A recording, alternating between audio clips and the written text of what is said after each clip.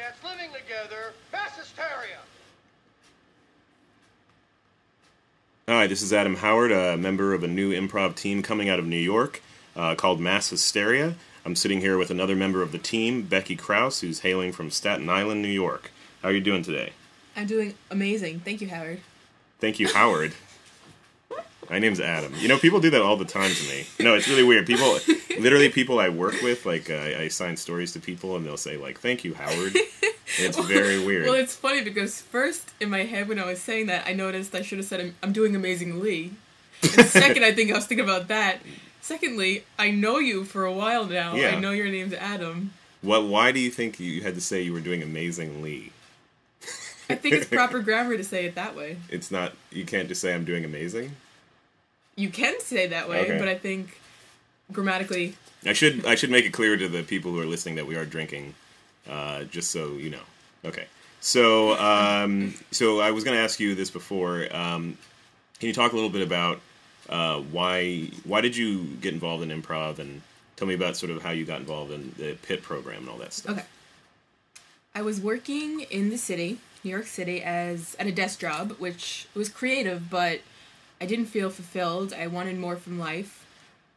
I had just gone through a breakup, and I wanted to find more things to do with my time, and I knew I really enjoyed comedy. I was in an improv group in college for a year, and... What were they called? Your Mom Does Improv. That's a good name. Yes.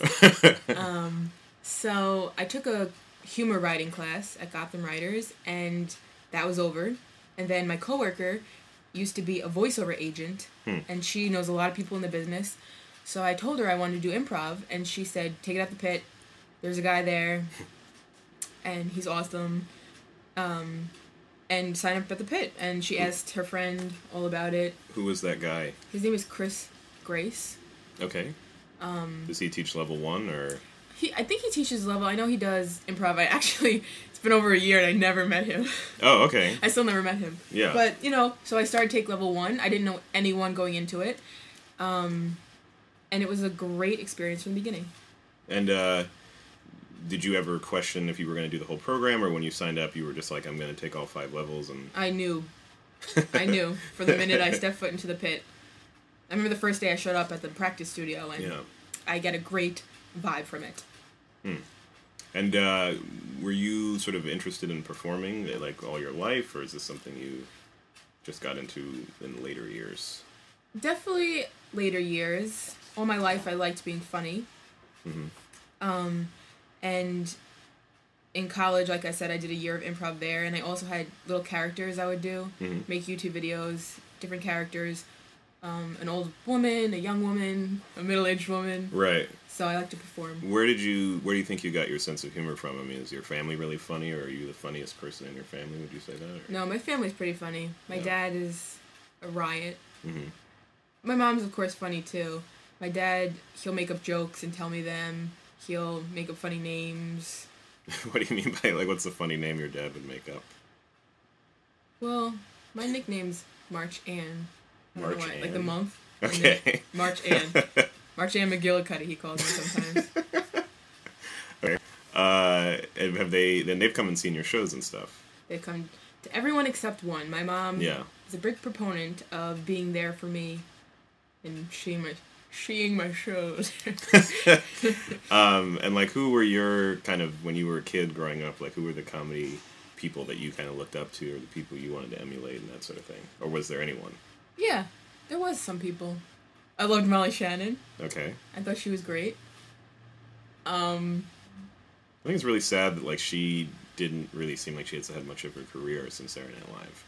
Like, I always thought she was really funny on the show, but for whatever reason, like, she's like one of those people like Dana Carvey who kind of were, like, so great on the show, and then nothing seemed to really come out of their post SNL career, but she's great. She's great.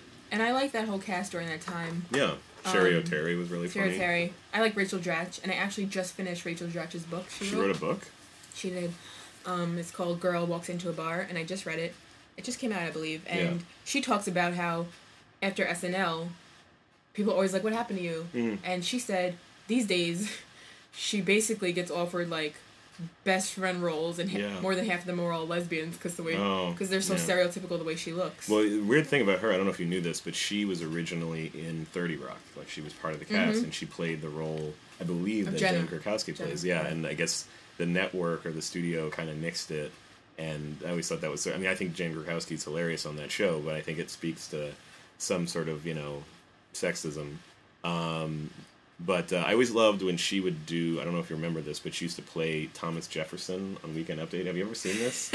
But she would play it as, like, Thomas Jefferson if he were alive, like, in our world. So it's like he had traveled back in time, and he starts, like, calling Tina Fey, like, a wench, and he's kind of just like, oh, yeah, comely woman, or whatever. And it was just hilarious, because it was like Thomas Jefferson was so easily, like, fascinated and amused by, like, a stapler, or just, like, a common household object, which, of course, like... Probably he would be if he had been in our time, But so did you do like school plays and that kind of stuff growing up too, or? The only school play I've ever done was in 8th grade. It was Guys and Dolls. Oh wow! And I played the general. I don't know that musical that well. Is that a good part? Like I mean, general? It's a significant part, but I was only in it the second half of the show, I believe. Mm-hmm. And it was kind of like a role where I had a lot of power, and I was like. Hello. I was kind of in charge. And I remember I just had the worst makeup, and my eyebrows were horribly tweezed because I was. Were you supposed to be playing a man? No. Oh, okay. I didn't know what. I don't know Guys and Dolls, but yeah, that's. It was a woman. Okay, so, that's good. Yeah. Empowerment, yeah. And I remember it was short speaking part, and that's pretty much the extent of my performing in front of people up until college. Yeah. And I've always gotten very nervous. In front of people. Like, I'd always laugh a lot. Mine was just, I would laugh. Every time I had to present something in grammar school or high school, even college, I would get up there and just start giggling. Oh, wow. I got kicked out of class a bunch of times. Yeah. So. I guess because my father was, like, a minister, and I had to be in church a lot because of that, I feel like I've learned or I've been trained to, like, be able to not laugh or be really quiet. I guess it's not a very marketable skill, but I have it. No, I think that's a great skill. But, so, now that you're starting level 5, and I guess that's the end of the PIP program, do you know, obviously we have our team, which should be your top priority, but is there anything else that what do you want to do next when this is all over? Well, I would like to definitely continue doing improv. Yeah. We are on a team. Get more experience, improvise as much as I can, maybe take another level, maybe take classes at a different theater, maybe focus on being out there. That's fascinating. It is kind of scary knowing that level 5, after it ends, it's like, what's going to happen? But you could audition for a house team. I think I definitely need more practice, more getting out there. Keep my options open. What do you think you want to work on the most at this point? And in terms of your performance or whatever, what are the things that you think you need to work on? Well, I think just responding honestly to stuff, as what we learned. Like, improv is not about making a joke to be funny, because you'll get a laugh, but the scene might not progress as far if you make a joke. Sure. So I think just reacting how I normally would, and not being in my head about the scene I'm doing, and working on performing in front of people. Do you get nervous performing in front of people, or? It's funny. Not as much nervous when I perform improv. Yeah. In the beginning, like level 1 class show, my first performance ever. Yeah. I definitely was nervous. Like the day of, I just kept getting waves of nervousness. Like, oh gosh. But like our last few shows, it's like a good nervous. And it's not. It was just a little bit nervous. Do you have like a favorite moment from any of the shows or any of the stuff you've done in improv? Do you like look back and remember something as being especially good, or? Well, I love to see me and Tommy and I. Excuse my grammar. You don't have to be grammatically correct. My grandma is listening. Oh yeah. But does she listen to a lot of podcasts? Your grandma? She does not. Yeah. She would not even understand what a podcast was. There's no way she would. But my grandma loves Jeopardy and Charlie Rose. Oh, Charlie Rose is a great show. I think she has a crush on him. That's really weird that you mentioned that, because I knew this girl. We're no longer friends. Was it my grandma? No. I'm sure your grandma's great. This girl, we had a little falling out.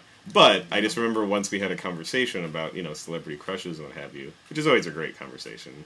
because I have my share.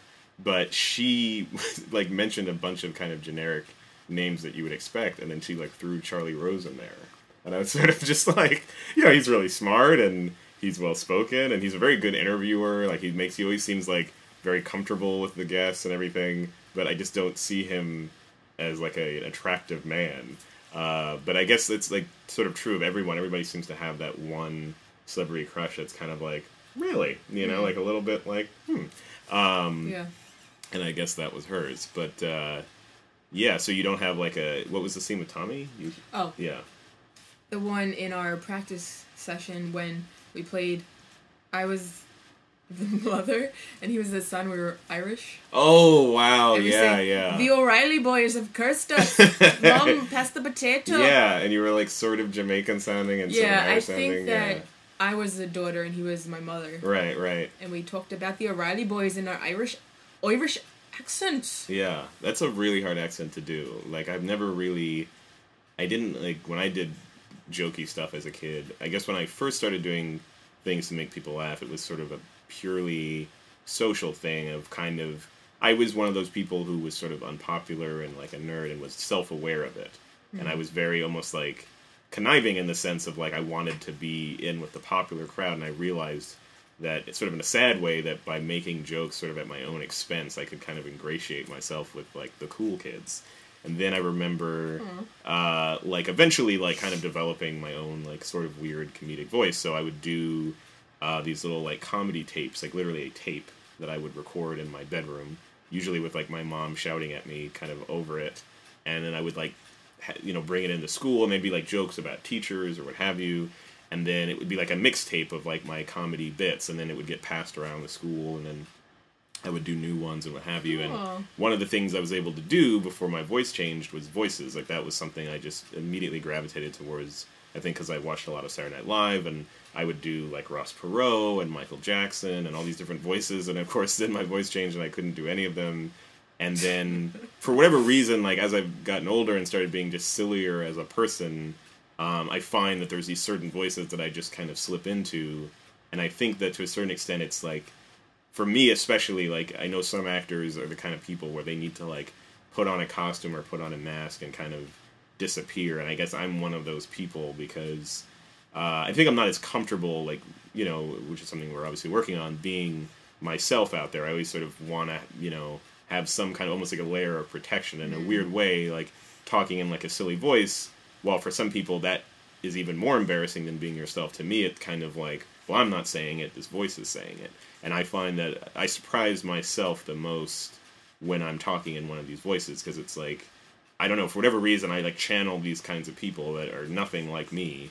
But that to me is like the greatest thing about acting. And I try now more than ever when I approach a scene to say, especially with improv, because you're not given a part or a line or anything like that, this is a chance for me to be any person I want to be. And that to me is like a really fun thing about improv, is like from scene to scene, no one's, unless they name it for you, you have the opportunity to be any person you want to be. And so lately I've been trying to gift myself. It's hard because I think, you don't want to force something that's not there, but I've been trying to say to myself, okay, I have a chance here to, be whoever I want to be in the scene, so I should make it something I would have fun being. But anyway. I agree with that. Yeah. I think it's funny because sometimes I feel like I play, or like you find yourself in a scene that's very familiar where you're like, wait, I did this before.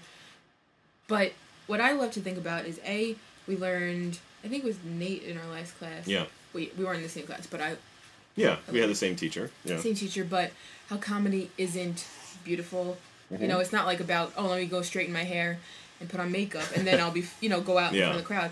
You can wear a t-shirt and jeans and sneakers and your hair unkept. And if you go out there and you could, either making faces or just, it's not, like comedy's not pretty. Just go out and let go of it all, And I think that, especially you get so little time on stage, it's like, just go out there and do whatever you want. And that's the beauty of it. You can make any kind of character you want, Awesome. All right. I think that's a great note to end on. So thanks for listening, and hopefully we'll be doing more of these with all the other members of Mass Hysteria. Bye.